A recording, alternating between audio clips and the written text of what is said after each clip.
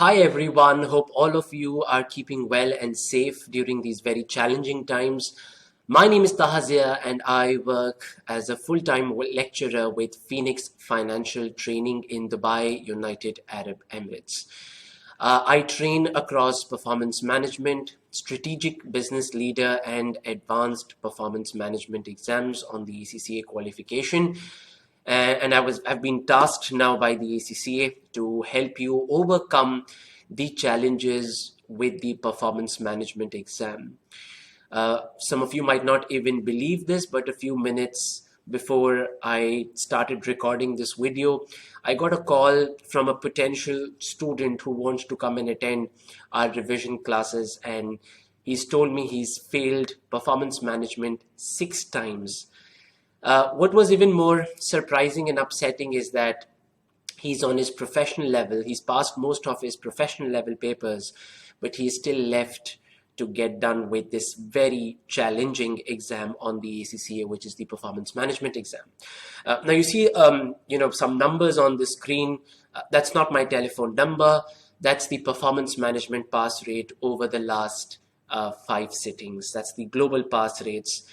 If you go onto the ACCA website and you compare these figures with any other paper, almost every other sitting, they are the lowest in all the skills exams, and they're very much in line with the options papers. So we know a lot of people out there are not able to succeed on this exam.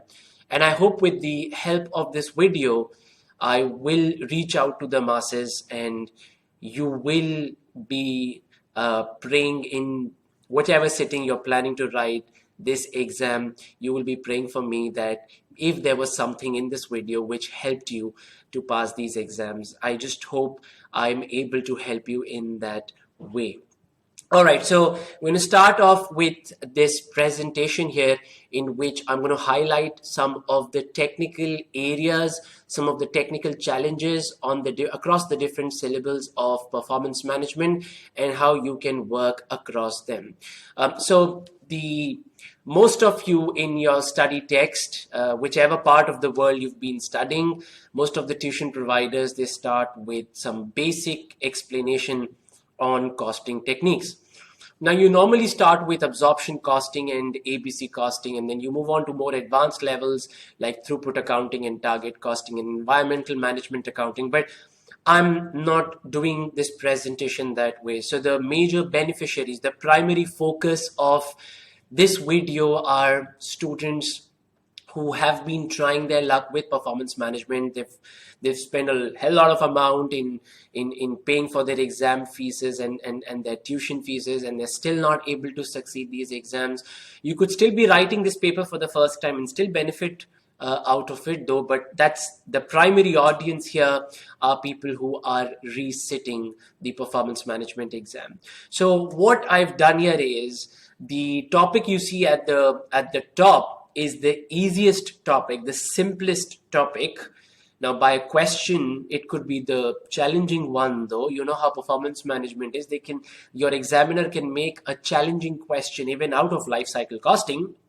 So I've done this difficulty by topic. So from life cycle costing, then a little difficult topic is environmental management accounting, then a little more difficult is target costing, then ABC costing, and I personally feel students find throughput accounting the most difficult. So let me do a very quick overview on these chapters and what are their most challenging areas. So starting with life cycle costing, a lot of you are okay with calculating the costs and the total revenues over the lifetime, but when it comes to life cycle profit calculation, that is where I've seen a lot of students find it difficult. So if you look at life cycle profit, there's a question in one of the examiner's report on how 1,000 customers have been joining on per annum basis, and they've given us some of the costs and the revenues associated with it. So please search for that question. It was a section A question. It was published in the ACCA Performance Management Examiner's report. I think it is the 2018 exam, one of the exams tested in 2018. So please go and check that question out. That was not done well in the exam by most of the candidates. Also, what students don't understand in life cycle costing is that what if costs or penalties have to be ignored. Yeah, we are not going to encourage our managers to break rules and regulations and to pay penalties. So penalties and fines and what if costs. Oh, if you spend this money, then that will be the impact on the cost or the revenue. These are uncertain costs. You're not sure whether these will incur over the future, so they do not have to be made part of your life cycle costing. The next topic is environmental management accounting. Now, most of you are good with the difficulties in accounting for these environmental accounting. You are also fine with the 4 techniques. So you've got input-output analysis, you've got flow cost accounting. Within flow cost accounting, you've got these 3 flows: material flows, system flows, and delivery and disposal flows. So that's how you categorize these costs within flow cost accounting. You've got ABC costing within this as a technique as well. So that's where you split your environmental costs into activities, find cost pools, then you find the cost drivers, then you calculate the cost per cost driver. So this serves 2 purposes here. It helps you with saving on your environmental costs. It's good for the environment, it's good for the business as well. The final technique, the 4th and the final technique, is life cycle costing. For example, decommissioning costs, which will occur at the decline stage of the life cycle. So a business ends up incorporating that too in their total cost. So most of you are familiar with these techniques, but maybe you find it difficult when you get a question with a T account where your input material flows are given on the left hand side, you've got your output on the right hand side. It tells you these were the material costs involved, but not every input kilo was converted into output. So quantify the waste. So that is where people go wrong. Now, this is an area which is extensively covered in management accounting. Now, in performance management, this is assumed knowledge. So I would advise you to get in touch with your tutor or with any of the students who are not coming from the exemption route, and they might give you 2 or 3 questions from their management accounting revision kits or mock papers concerning process costing. So where you see some input which is converted into output and then you have wastage. So how do you quantify that waste? These are numerical, these are mathematical questions, and they are not really hard. Some of you will also not be familiar with quality costs. So how to distinguish between conformance and non-conformance. Within conformance, you've got prevention and appraisal costs. Within non-conformance, you've got the internal failure and the external failure cost. Again, this is an area which is covered in management accounting, but not in performance management in detail. This is assumed knowledge here. So please get in touch with your tutor for this. Also, in one of the latest examiners report, you will find there is a question related to picking of coffee beans, and all these 4 different categories of quality costs: prevention, appraisal, internal failure, and external failure cost was tested. So please make sure you practice this question.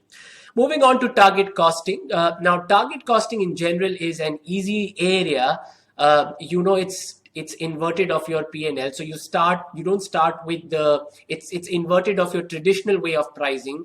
So you don't start with the cost and add a markup and arrive at the price. You start with the price, you deduct the margin, and then you arrive at the price. But I think what students find difficult here is when there is wastage happening. So you've bought certain material and maybe 20% of it has been wasted, so they're very mathematical questions at times where you have to find, how much time should go into labor hours if the company wants to narrow the cost gap. Yeah, so maybe your actual cost is $50 and your target cost is $40. You've got to cut down that cost by $10. Now the question tells you material will remain the same. It's only going to be the labor, and you want to introduce training there. So how many hours you need to cut down on. So it's going to be very mathematical that ways. Also, students find it difficult when target costing is being applied in the service industries. So please remember the acronym SHIP. It's not impossible to apply target costing in service industries, but it can be difficult to apply in service industries because services are simultaneously produced and consumed. They are heterogeneous, they are customized, they are highly intangible in nature. They are also perishable. They've got a very short shelf life and they expire very soon. The fifth point to remember here is in manufacturing industries, target costing is easier to apply because you can negotiate with your supplier, you can train your staff, make them work quicker, you can replace them with machines. But when it comes to service industries, there's so much of customization, there's so much of differentiation on every client you work on, and it's very difficult to bring down wages because staff will always expect either their salaries will be the same or they will be increasing. It's difficult to negotiate with people to work on lower wages. So people driven costs are hard to control. Then you've got ABC costing, and within ABC costing is again not that hard, especially people who've come from management accounting. You would have some good idea on ABC costing. How is it different from traditional costing? I always tell my students, if you know how to do OAR, you can easily crack an ABC question. It's the same thing. You're just doing it multiple times. You're not doing it for one overhead. You're doing it for the split version of all the overheads. Advantages and disadvantages, obviously, you've got to be familiar across all these techniques. Now, the final bit here is throughput accounting, and I think people are not comfortable with throughput accounting. So throughput accounting is like contribution. The only difference here is that as a business you are using just in time, so only material is your variable cost. In this case, labor is paid a fixed salary, so even if your customer doesn't place any order with you, you still have labor working in your factories. You never know, a customer might just come in saying, okay, you make 10 units for me, so you will need labor. Labor is treated hence as a factory cost or a fixed cost, so you end up calculating throughput contribution. So that is one reason why we will be using throughput contribution instead of normal contribution. So from throughput accounting, which one is perhaps the best question to practice? So in the December 2016 exam paper, now this might not be available on the ACCA website, so if you have a revision kit with you, or if you just try Googling it, maybe you'll find it as a screenshot uploaded on any of the websites. So you can find this question there in the online, in the public domain. It's called Sweet Treats Bakery, and believe me guys, this question was not sweet at all. It was a bitter question, I feel. Yeah, it is one of those early exam questions, exam papers when performance management had newly become an online exam, and this was a very, very difficult question to put across the students. So now if you have already practiced this question, on the left hand side of my slide you see these 4 points here, and that's what you've got to be careful with within throughput accounting. So in the first table you see all this information given to you by units. Yeah, so you see selling price per unit, you see all your costs per unit. But in the second table, where you see these 3 columns, brownies, muffins, and cupcakes, and in the rows you see weighing, mixing, and baking. These are your 3 processes. They are all by batch. So this was the most confusing part of the question. Also, what you see here is in the first table you see batch size units. So when you make 1 batch of brownies, it's 40 brownies. The minimum daily demand is 30 units. Now you can't be putting 3/4 of a tray inside an oven, right? You can't be doing 0.75 of a batch, because the question tells us the production is done in batches. So minimum will be 1 batch. Now I know the minimum demand is 30 units, but you will end up consuming time across these processes for a minimum 1 batch. Similarly, if you look at maximum demand, that's 140. Now each batch has got 40 units in it. Now you can't be doing 3 point some batches. You will, if you do 140 divided by 4, you'll get 3 point something. You will have to do 4 batches in this case. So that would be the maximum demand.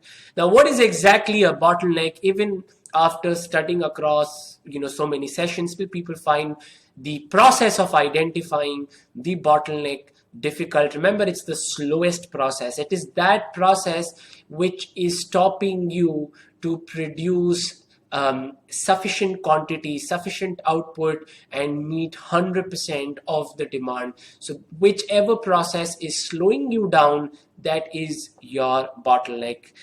So please do try this question if you haven't practiced it yet.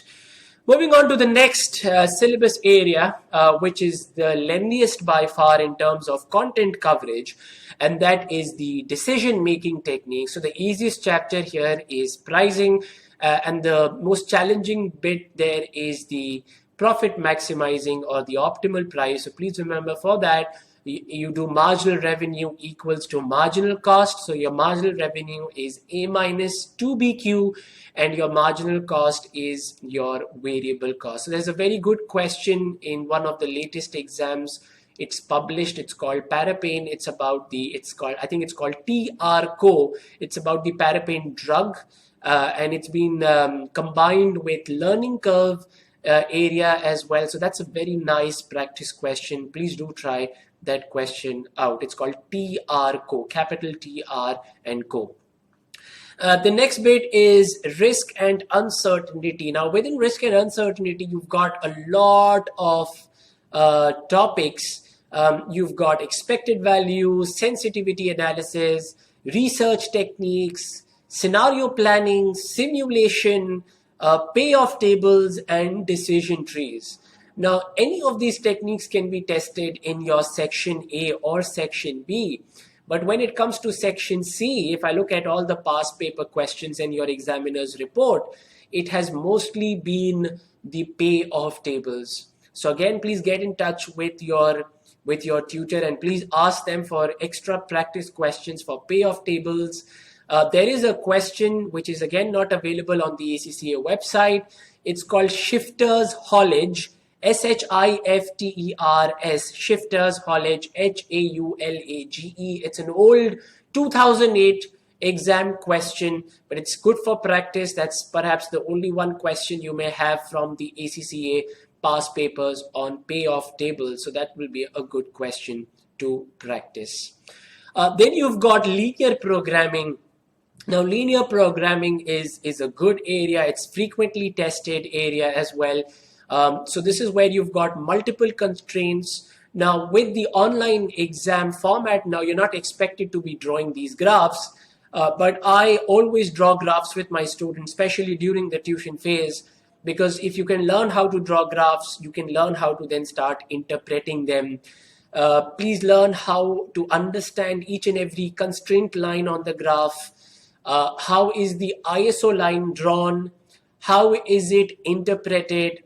How from the ISO contribution line you can derive, is the product on the x-axis more profitable or the product on the y-axis more profitable? So ISO line will also help you with that. And at the same time, it will help you to identify the last point within the feasible region is your optimal point.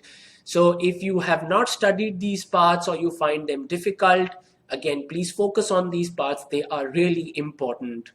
Then you've got CVP analysis. I think people are okay with the formulas. Most of the students find the formula part simpler. It's usually when you have multiple products. Again, what are the two break-even points? How do we interpret the two break-even points in a multi-CVP product? So if you prioritize your highest C by S product, if you make and sell that first, and if you make and sell the second rank product, the third rank product, then you will break even much, much quicker. Whereas if you produce and sell in a constant proportion, so let's say you produce and sell 3 products, A, B, and C, in ratios of 3:2:1, then you've got to connect the first coordinate with the last coordinate on the graph, and then that is where you get your average break-even point. So how is that break-even point calculated? It's your fixed cost divided by average C by S ratio. And if you are calculating it in units, it would be average contribution per unit. So there are some good questions for practice in here. Especially, I would recommend Hare events, H-A-R-E, Hare event. So you can Google these questions, just write ACCA, PM, Hare event. So you will find this question in the online domain, in the public domain. Brilliant question for practice. Again, these are nice questions for practice, especially question 3 here, where you have to find out how many full marathons and half marathons the company needs to sell in order to break even, or they have a target profit in that case. The last part here is relevant costing. And within relevant costing, again, you've got a couple of areas. You have to help your managers to make decisions. Within relevant costing, you'll either have a question on make or buy. So that is whether you make it in-house or you outsource it. Or you have a question on further processing, which is a simpler area. So if the extra revenue outweighs the extra cost, you will end up further processing, or shut down decisions. So lost contribution by shutting down or saving in any specific fixed costs. And then when you have contracts where you bid, so relevant cost of material and relevant cost of labor will be tested in there. Now within relevant costing, personally, I think it's the make or buy question which people usually find difficult. So please Google this question or find this in your exam kits. It's called RobberCo. It's got a good name because it did rob students of their marks. It is a difficult question, guys, on the ACCA past papers. You may not find this on the published papers on the ACCA website, but I think this question is there in the extra questions workspace. So if you go on the ACCA PM resources and you click on the extra constructed response questions for practice, maybe you will find this question there. So this is a difficult question because there are too many numbers with adjustments required. Even ABC costing came in here in note number 4 that's been tested. So here you need to be familiar with what is relevant and what is not. So what all costs need to be taken into consideration when we are deciding whether we are going to be making this product or we will be outsourcing it. Also, there is another requirement in this part where there is a non-financial question. So what other factors need to be considered here when you make a decision whether to outsource or make it in-house? Now, what can be confusing numerically on this question is when you look at the buying side in this question. So second paragraph of this question and the last line there, second last and last line, it tells you 4.1 and 4.30 per unit. But when you look at the cost of manufacturing it in-house, so you see everything given in thousands. So the initial working will be to convert all these numbers into per unit numbers and then make the comparison more meaningful. So that will help you to come up with an objective answer. Please go through this question in detail, work along with the tutor. I will also be trying to record myself in explaining this answer along with my workings in one of the next videos, and hopefully that will benefit and help all of you. The next syllabus area, which a lot of students like and enjoy, is budgets and variances. Some of you might even get a 20-marker question in section C entirely on theory. So maybe the company currently is using incremental budgeting. So first part of the question could be problems associated with incremental budgeting. Part B of the question is recommend a new budgeting technique. So maybe it is a seasonal business and rolling budgets will be useful. So discuss how rolling budget will be beneficial to overcome problems in the incremental budgeting. So that will be maybe part B of the question. And maybe part C of the question will be discuss the problems associated with rolling budgets. You could get ZBB in the exam, rolling, incremental budgets. These are the most commonly tested budgeting techniques in section C for more number of marks. You need to be familiar with the numbers also. So you need to know how to put the benefits and costs in the decision package. under ZBB, how to make adjustments on the base period numbers under incremental, how to roll numbers based on assumptions given under a rolling budget. So static co, STATIC, static co is a very good question for rolling budget if you are looking for something where you've got numbers as well as theory areas being tested. Quantitative techniques in budgeting is where you've got the high-low method and the learning curve. Now, high-low method, most people are okay with. I think they find it difficult when the step up is not given in dollar value, but given in percentage. So here there is a tip and a free giveaway for you. So if you see a question where you have a step up in percentage, and not in dollar values, it doesn't tell you step up is by $10,000, but it tells you step up is 10%, then don't waste your time in doing the high-low method. Make algebraic calculations. Just make an equation. Total cost is equals to fixed cost plus variable cost. So at one level, the step up is not happening, so keep that is your original fixed cost, so keep it as FC. But on another level of activity, the fixed cost is stepping up by 10%, so make that 1.1, 10% increase, so that's 110%, so make that 1.1 FC. So solve that mathematically, make variable cost subject to the formula. So you'll have to take out these questions from your section A. Ask your tutor to find you questions where the step up is happening in percentage, because these can be tricky in the exam. Now, learning curve can come in section A and B, but also be an adjustment. So one of the questions which I recommended earlier, TRCO, that has got a nice bit there in the learning curve. Again, be familiar with how to do the log function in Excel formula. So if the learning rate is 90%, it will be is equals to LOG, open brackets, 0.9, comma, 2, close bracket. Normally, if you've come from school, in your high school or in college, if you studied stats, you would know that log is normally on base of 10. But here it's 2 because of the assumption that every time we double output, the cumulative average time drops by a fixed percentage. Also, what you need to remember here is when to use the tabular method and when to use the algebraic method. So tabular method is if you see doubling of output and the learning rate is provided, you can use the tabular method here. So starting from 1, 2, 4, 8, 16, 32. But if it's the 5th unit, 7th unit, 11th unit, it does not fall in the doubling category. So that is when you can be using the algebraic method. The last bit here is variance analysis. Lot of variances to look out for. You need to know how to calculate mix and yield variances within material. Within the sales, you've got mix and quantity variances. Also, you've got planning and operational variances. So that is where you find a lot of variances.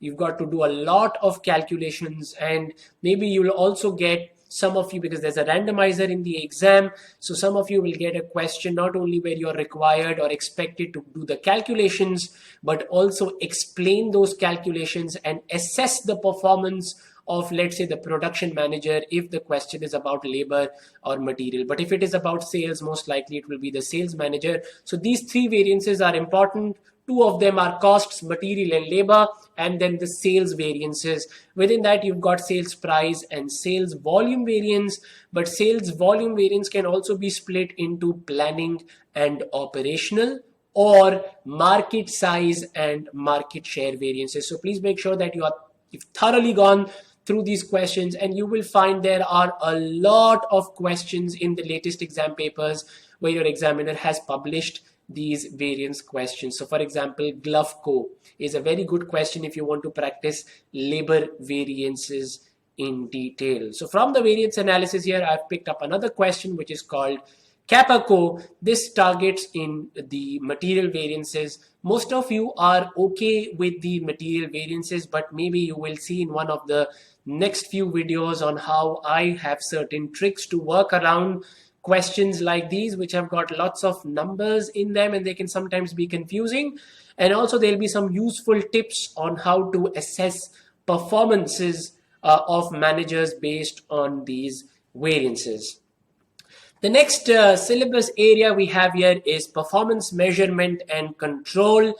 So this is the most commonly tested syllabus area in section C, I would say. And you can go and check the last 5 examiners report. You will find a lot of the exam variants have at least one question for 20 marks from this area. Of course, you won't get both the questions from this syllabus area. Your examiner has said that there'll be any 2 syllabus areas which will be covered in section C except costing. Yeah, except costing. So, and it's very common that you will get one question from this particular area. Now, the easiest bit here is ratio analysis, but when I teach this in class, I always tell my students, guys, just don't focus on the ratios, because I rarely see that coming. It's mostly calculation. So you might get an entire 20 marker question where maybe there are only 6 or 7 marks for calculations and not ratios. Ratios are calculations, but all calculations are not ratios. And then you've got to analyze all those calculations. So you could do a revenue growth, you could do a profit growth, a market share if industry numbers are given, if customer complaints are given and number of customers are given. You could do complaints divided by customers, so complaints per customer. The marks are more for analysis, and the tip here for you is, if you cannot explain a number, then it's not worth your time to be calculating it. Please remember this. If you can't explain, don't even bother calculating it in them. You should only be calculating those numbers where you can explain them. That's tip number 1. Tip number 2, if you see any industry standard given to you in the exam, then please, that's a giveaway by your examiner. It means you also need to do a similar calculation for the business under review and then benchmark its performance with the industry standard. So that is another tip here. Jungle Co, that's a question which you need to look out for here.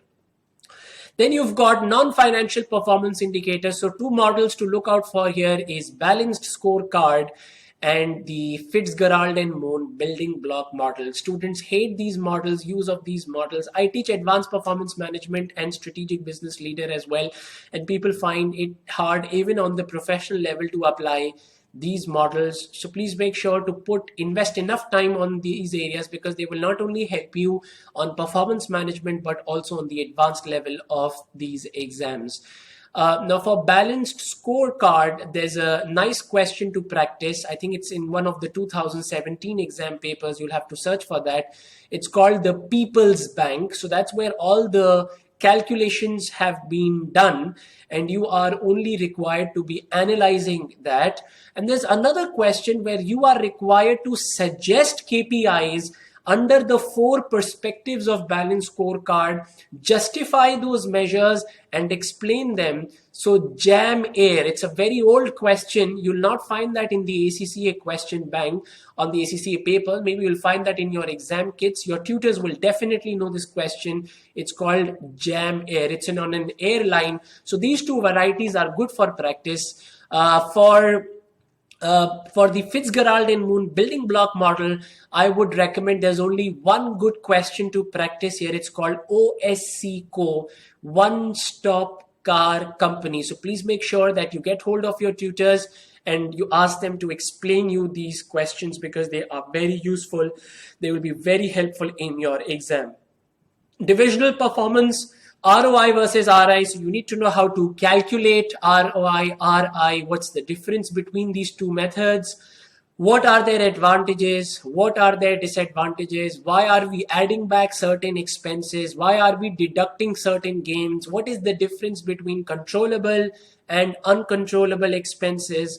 So these are going to be some of the useful things to look out for. Sportsco is a very nice question here to practice, or CIMCO. That is another very good question for practice here.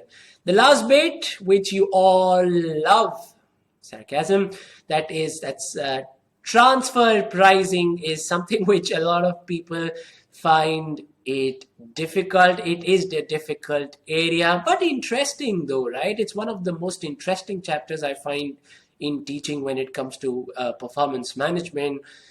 So for transfer pricing, you will need a lot of questions for practicing. Now here for transfer pricing, I will recommend you questions like ROTECHCO, ROTECHCO. That is going to be a very helpful question for you.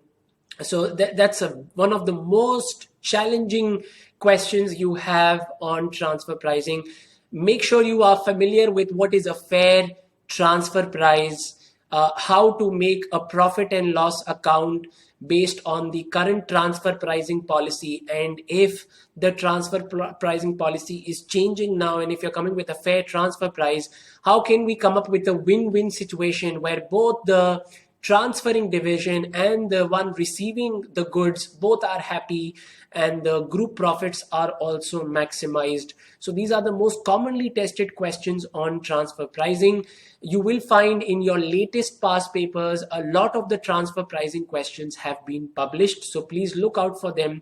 But like I mentioned earlier, ROTECH, ROTECHCO is one of the most challenging questions we have on transfer pricing. Now, I consider performance management to be one of project. Yeah, so it's a project, treated like a project. Now, I've not picked up IT here because that is your 5th syllabus area. That's one of the smallest areas. So keep that for the end for your prep. The important areas on IT are big data, difference between TPS, MIS, ERPS, EIS, DSS. So if you've studied the syllabus, you would know these are the different systems you need to be aware with. Commonly tested question in section A, how to distinguish between direct and indirect costs of information. So relate that with what you may have studied in the initial stages of the syllabus of costing. What are direct costs and what are indirect costs? How do you distinguish between them? Some of these questions have even been published in the examiner's report, because although it's a simple area, but it's not done well in the exam. So please go through those. In every examiner report, there are 2 section A questions which your examiner publishes. Please make sure you practice those questions before you go into that exam hall. Now, this is what I would recommend. So I'm coming to the closure of this video. First, you need to cover entire syllabus because of the 3 sections in the exam and the objective nature of section A and B. Everything can be tested anywhere, and you've got these different variants of the exam now, so that makes everything so likely to be tested. Start with practicing shorter questions. Always start with section A and B because they are good in developing concepts. They will help you with developing stronger concepts on every topic. Once you are fine with that, then move on to the detailed questions. Practice them on spreadsheets and word processors. Stop writing them. You're wasting your time. You've got to understand how to do them on a spreadsheet, how to do it on a word processor. With word processor, your typing will improve. With spreadsheets, you will learn how to link cells, because that is what you're getting your method marks for. You don't have to use a calculator if you're doing something on a spreadsheet. You've got to link your workings as much as you possibly can, because that is where you get your method marks when you're doing it online. If you want to familiarize yourself with go on the ACCA website, click on the ACCA constructed response workspace and practice questions on that. The only problem is you can't save it, but maybe for practice, you should at least do 5 to 6 questions on that platform to be familiar with it. Ask your tutor what are the key questions. Now, normally in my classroom, people who come for my performance management program, in addition to what we do during revision, I have a question bank of more than 200 questions, because section A and B requires a hell lot of practice. So I make that available to all my students who come on the course, and they go through that, they get some good feedback on. So these questions have been bifurcated by topics. Some of the topics I've shown you already on my previous slides. So these topic specific practice will help them to identify what are their weaker areas. So in the last few weeks before the exam, they can only concentrate on those areas where they have scored low. And every question has feedback and videos on where I'm solving those questions. You need this extra resources. If your tutors are not providing this, you've got to ask for all of this, because this is the need on this paper. This paper requires that sort of dedication, not only from students, but also from the tutors. The last bit here is you've got to practice minimum 3 full marks under timed conditions. Now I get these questions from students. Should I do section C first? Should I do section B first? No, guys, I mean, you don't really want to mess up the exam format. Start with section A, but you need to have a plan. We don't want you to experiment on the day of exam. No, let me start with section C. So your plan should be you will finish section A in 45 minutes. You will finish section B in another 45 to 50 minutes, and whatever time you are left with will be equally distributed between section C. So 30 to 40 minutes is needed on every section C question. That is how you need to plan. That is what you need to work towards. All right. Now in section A, how do you ensure that you finish in 30 to 40 or 45 minutes max? If you find anything difficult in section A, and there will be 4 to 5 questions which will take more time than the other 10 questions, don't spend too much time on that. Flag it, move on to the next one. Once you are done with your exam, let's say in 2.5 hours, you've got good 30 minutes, invest that time on the 3-4 questions which you had flagged under section A and section B. That is how you will ensure time management. So my final slide here is, this is my contact details. That's how you can stay in touch with me. You've got my email address there, my company's email address as well. So if you're looking out for some other papers and options, you can come on our website as well, or just give us a call and we will be more than happy to help you pass your exams. So this is me, Sayyid Taha Zia, signing off. So on behalf of Phoenix Financial Training, we wish you all the very best, and I hope you will not have to watch any of these videos later because you'll be passing performance management. God bless all of you. Thank you for watching this video.